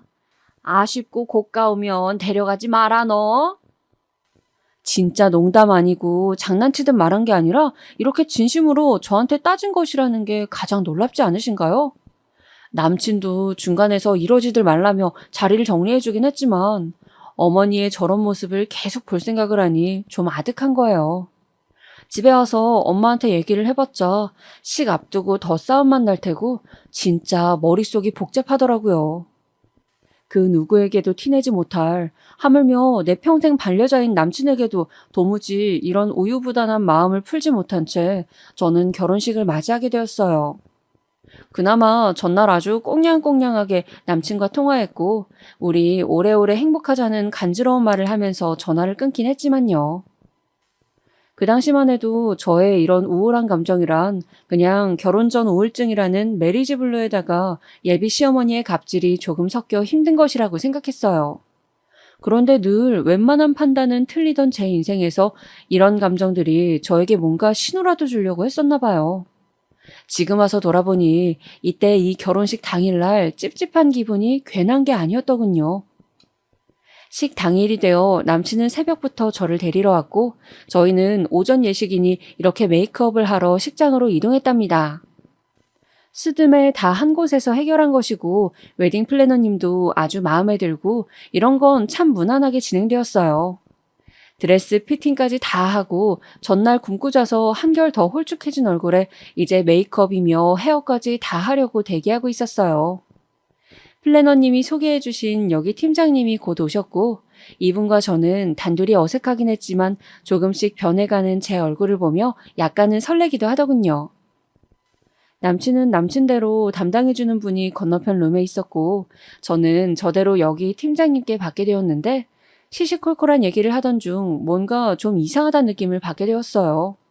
일생일대에 단 한 번인 결혼식을 이렇게 그르치게 될 줄은 그동안 보통 영화나 어디 드라마에서 보고 혀를 쯧쯧하지 자기 일이라고 생각 안 하잖아요.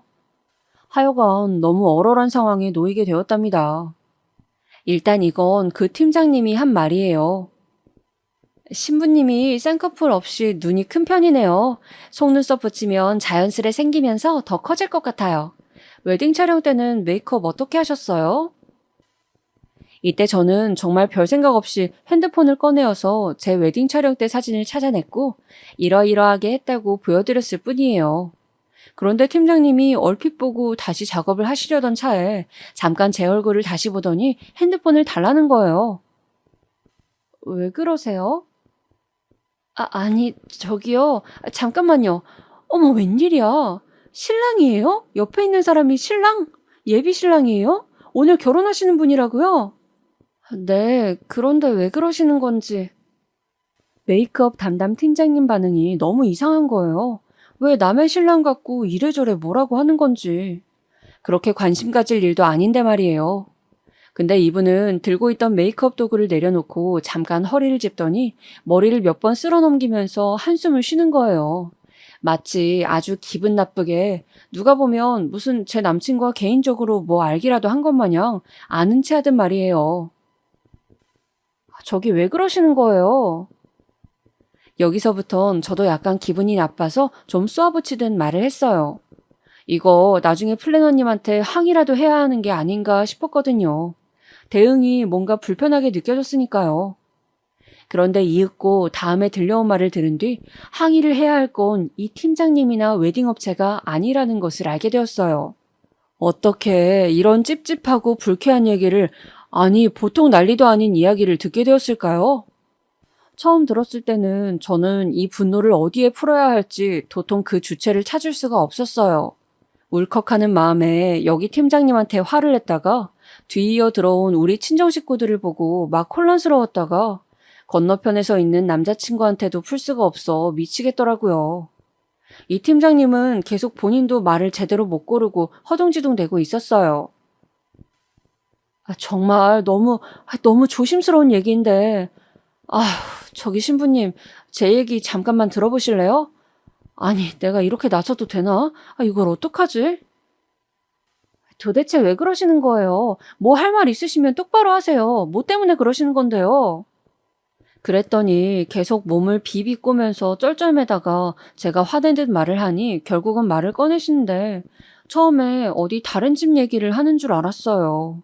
이게 저랑 제 남친의 이야기라뇨. 그게요. 참, 이걸 어떻게 말을 해야 된담? 아무튼 말씀드릴게요. 판단은 신부님이 하세요. 근데 제 생각은 이 결혼 접으시는 게 나을 것 같은데. 아무리 대충 봐도 그게 맞아 보여서 말이에요. 저기 여기 신랑님 말이에요? 제가 아는 사람이에요. 저라기보다 제 사촌 동생 말이에요. 정말 극도의 오지랖에 참견에 별푼수 같은 반응을 한다고 느껴졌던 이 팀장님에게 나중에는 이분을 만난 게 천운이었다고 생각하게 될 줄 누가 알았으려나요? 이분 입에서 나오는 말은 계속 충격의 연속, 반전의 반전, 정말 토할 것 같은 내용들 뿐이었고 급기야 저는 제대로 서 있을 수 없게 되었어요. 하필 어쩌다가 돌고 돌아 여기로 온 건지 참 사람 일 알 수가 없어요. 아무튼 다 떠나서 이 사람 제 사촌 여동생 제부였어요. 그러니까 결혼했었던 사람이라고요. 작년에 이혼하고 아주 스토커처럼 제 사촌 여동생한테 들러붙던 좀 무서운 인간이에요. 참 내가 미쳤지. 이런 얘기까진 안 해도 됐는데 어떻게 수습을 한담? 이렇게 말하는 와중에도 본인도 너무 혼란스러워하고 괜히 말했나 어쩌나 하면서 화장실 급한 사람처럼 옴짝달싹을 못하는 거예요. 이런 화제로 흘러가고 있으니 저도 멈출 수가 없어 닥달을 했고 제 남친에 대한 이야기를 더 당겨서 듣게 되었어요. 그게 뭐 이혼한 지 얼마 안 되기도 했고 둘 사이에 애도 없긴 한데 아무튼 시어머니가 장난이 아니었어요. 아니 신부님도 알지 않아요? 여기 시어머니 보통 아닐 텐데. 우리 여동생한테도 애기 못 갖는다고 얼마나 막말을 했는지 몰라요. 암튼 시어머니 등살에 못 이겨서 이혼한 건데 또 아들은 마음이 그렇지가 않은 거야. 이혼해놓고서도 내내 계속 연락해대고 집에 찾아오고 난리였어요. 근데 지금 이렇게 결혼을 한다고요? 신부님은 얼마나 만난 건데요? 와, 듣고 있으니까 진짜 미치고 한장을 하겠더라고요.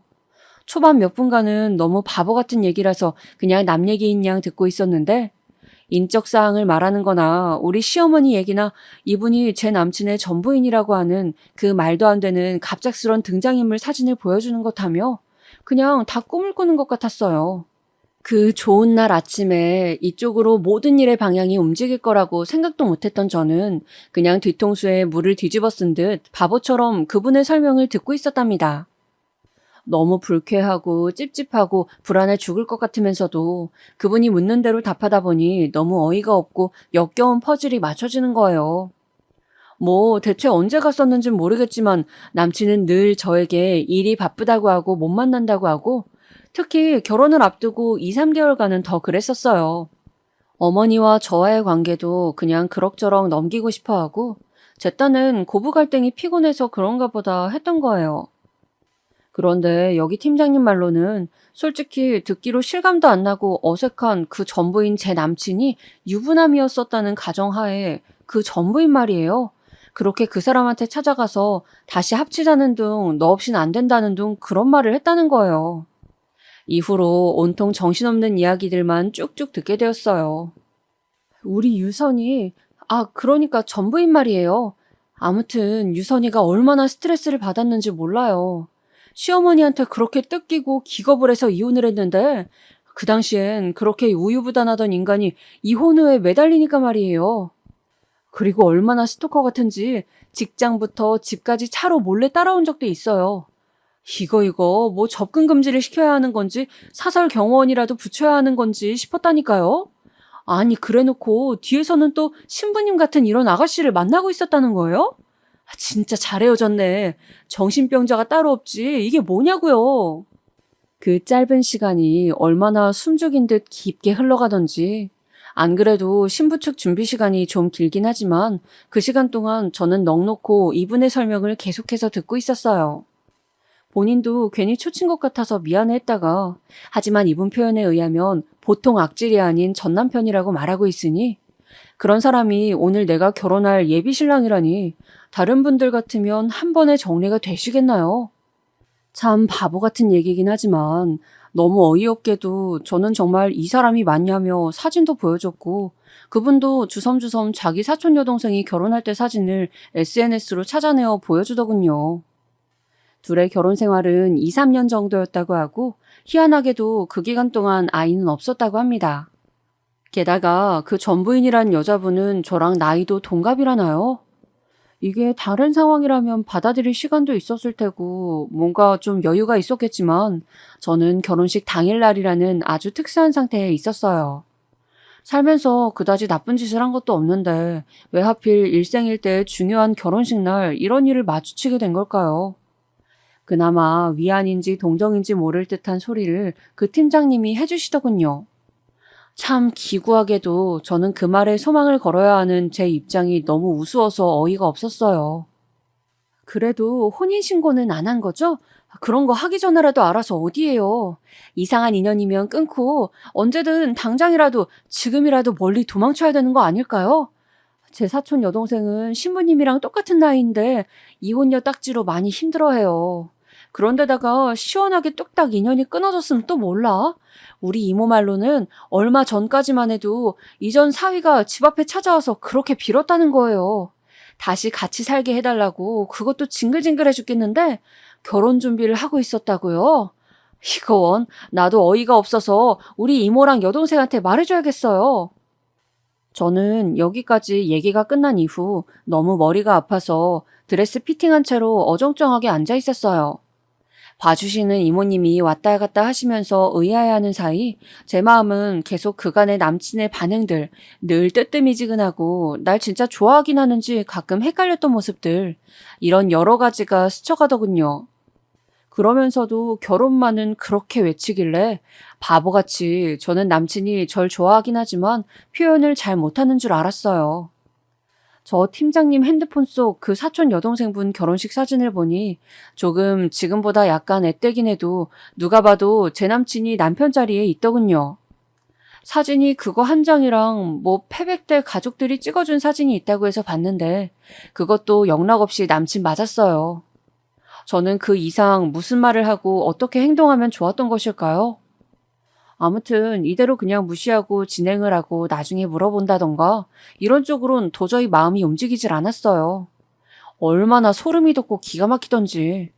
드레스만 일단 입어본 제 허여멀거한 팔뚝에서는 진짜 소름이 오소소 돋아나 있더라고요.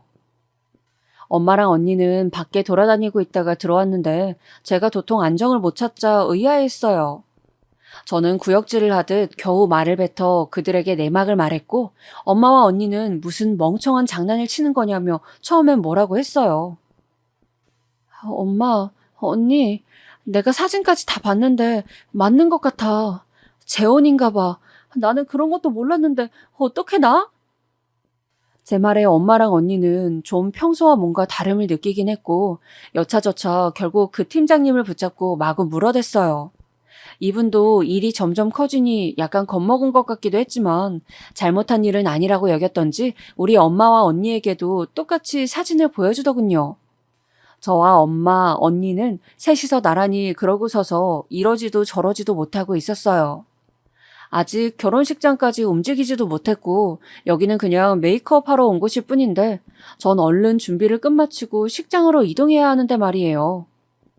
엄마와 언니는 전날 밥도 잘 못 먹고 어지러워했던 제가 걱정이 되어서 굳이 오지랖 떨며 극성맞게 여기까지 따라온 건데 셋 다 완전 머릿속이 정지되어서는 어쩌지를 못하고 있었던 거예요. 일단 저는 평상복으로 갈아입고 그대로 나갔고 남친은 세팅을 다 끝낸 뒤라 새삼스러운 얼굴로 절 쳐다보는데 그게 얼마나 역겹고 혐오스럽게 느껴졌는지 몰라요.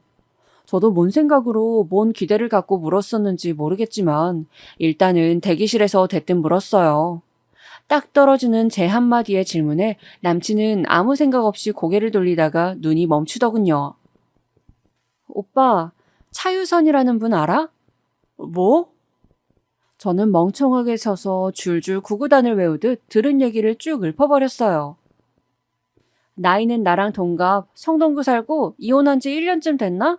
오빠 얼마 전까지도 그 집에 왔다 갔다 하며 오빠 집보다 더 자주 드나든다며. 이렇게 건조하게 말을 읊는 저를 보고 남친은 무슨 타임머신 타고 장소 이동이라도 한 듯 무척 어리둥절한 얼굴을 하고 있었어요. 하지만 저는 남친이 평소와 다른 표정이란 걸 알 수밖에 없었어요. 되게 긴장하고 겁에 질린 얼굴을 하고 그냥 똑같은 말만 되묻는 거예요. 그게 무슨 말이야? 그게 누군데?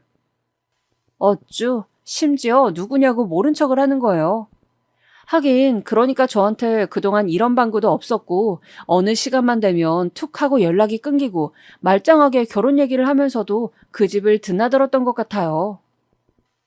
그보다 지영아, 왜 이러고 있어? 준비 아직 안 했어? 이렇게 답하는 남친에게 저도 모르게 순간 이성을 잃었나 봐요. 솔직히 이런 상황에 이성을 잃어도 좀 봐줘야 하는 거 아닐까요? 글쎄, 벌레 한 마리 잡아본 적 없는 제가 그대로 손이 나가지 뭐예요.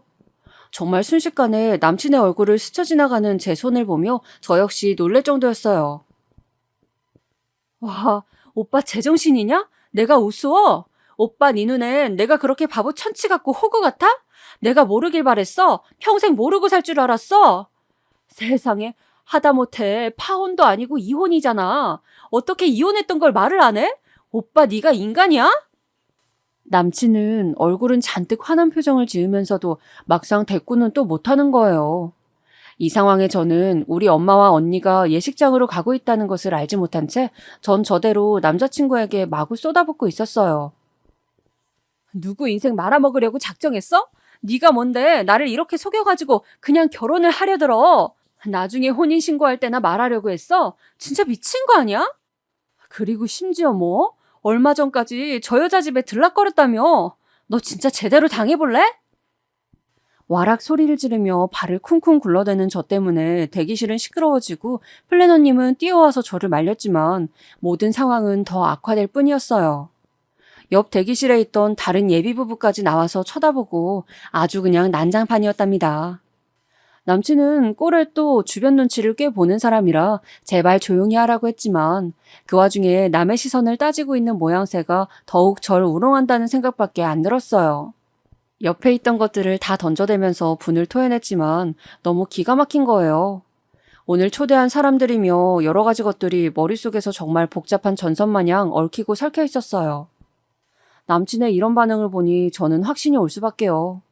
결혼식을 앞둔 신부가 신랑으로부터 사랑의 확신을 받아도 부족한 이런 날에 저는 이 인간이 다른 사람의 신랑이었으며 지금도 그 자리를 아쉬워한다는 확신을 가져야 한다니요.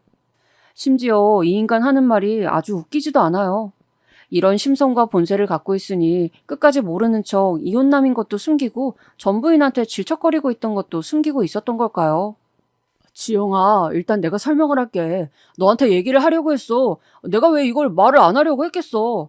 당연히 해야지. 해야 하는데 어차피 혼인신고 나중에 할 때 알게 될 텐데 굳이 숨길 이유가 없잖아. 일단은 나는 우리 둘 사이에 더 집중하고 싶었어. 혹시 너가 상처받으면 안 되니까 내 개인적인 사정은 중요하지 않다고 생각해서 말을 안 했던 거야. 이게 말인지 방구인지 둘 중 뭐라고 보이시나요? 본인의 개인적인 사정이라뇨. 무슨 취업하는 자리도 아니고 동업하는 관계도 아니고 혼인을 결정하는 사람들끼리 혼인 여부를 말을 안 해주면 어떡해요? 진짜 기절할 노릇이었는데 이 와중에 엄마한테 전화가 걸려온 거예요. 받을 기력도 없어 죽겠는데 하도 길게 걸려오길래 받았고 엄마는 확인을 해야겠다며 씩씩대시더군요. 지영이 너 말 똑바로 해봐. 진짜 맞아? 이혼한 거 맞대? 확실해? 확실하냐고. 저도 지금 개인 대 개인으로 전쟁을 감행하느라 정신이 없어 죽겠는데 엄마가 재차 묻는 말에 그냥 맞다고만 대답을 했고 그러고 전화를 끊어버렸어요. 계속 말 같지도 않은 말로 저를 더욱 골리기만 할 뿐인 남친을 보며 저는 손에 있던 것들을 다 던져가며 입 다물라고 악을 바락바락 썼어요. 안 그래도 몸매 관리한답시고 빼짝 말라서 손도 떨리는데 진짜 뒤로 넘어가겠더라고요. 대강 우리의 큰 대화로 사정을 들어버린 플래너님도 완전 숙연해지셔서는 아무 말도 못하셨어요. 그 길로 저는 택시를 잡아 타고 집으로 가려다가 엄마랑 언니는 예식장에 가 있고 친척들도 얼마 안 있으면 몰려오니 그쪽도 들리긴 해야겠는 거예요. 진짜 착잡한 마음으로 그 자리에 도착을 했는데 4층 홀로 올라가는 순간 입구에서부터 익숙한 목소리들끼리 시끄럽게 엉켜있더군요. 설마 했던 우리 엄마와 어머님의 목소리가 맞았어요. 아이고 이거 안 놔? 놓으라고! 웃기지 마, 이 여편네야. 오늘 진짜 너 죽고 나 죽는 거야. 내가 그동안 참고 있었는데 너 아주 오늘 날 잘 만났어. 개망신 제대로 당해봐. 제 눈앞에서 펼쳐진 광경은 엄마와 어머니가 목소리만큼이나 어지럽게 얽히고 설켜있는 모양새였어요. 저에게 대략적인 정황을 확인한 엄마는 너무나 천연덕스럽고 아무렇지 않게 예식장으로 걸어 들어온 어머니를 보자마자 그대로 낚아채서는 온몸의 분노를 다 쏟아내고 있었던 거예요. 언니도 말리고 늦게 도착한 아빠도 말리고 보통 소란이 아니었지만 좀처럼 진압될 기미가 보이지 않았어요. 일단 저부터도 말리고 싶은 생각이 전혀 들지 않더군요. 남친에 대한 생각은 당연하거니와 그 언저리쯤 머물고 있던 어머니의 행동들이 눈에 들어오는 거예요. 아니, 본인 아들이 전부인 꽁무니 쫓아다니는 거 몰랐다고 치자고요. 그런데 적어도 본인 아들이 이혼남인 것에 대해 저에게 입도 뻥끗하지 않았어요. 간간히 뭔가 실수하는 듯한 어투를 쓰긴 했지만 때마다 그걸 얼버무렸던 걸 보면 지도 숨길 작정이었다는 거 아니에요.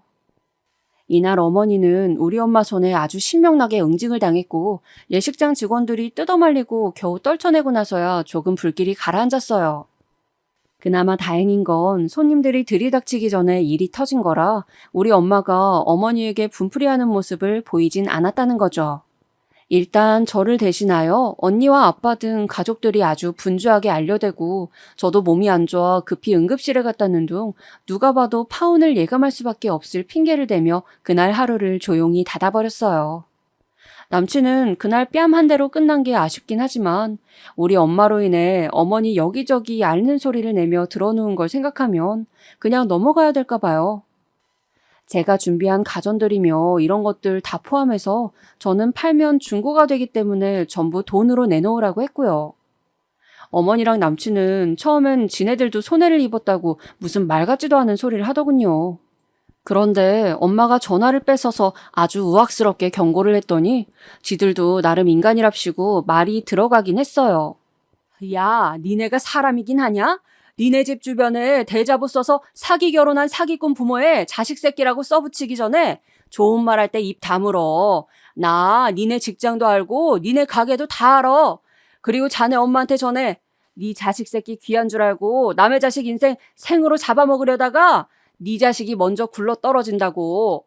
헛수작 부리면 내가 진짜 자네 직장이며 자네 엄마며 가만 안 둘 거야. 경찰에 신고할까? 고소해? 그럼 누가 손해인데? 좋은 말 할 때 돈 주고 끝내던지 안 그러면 싸움 한번 길게 끌고 갈 건지 니들이 정해.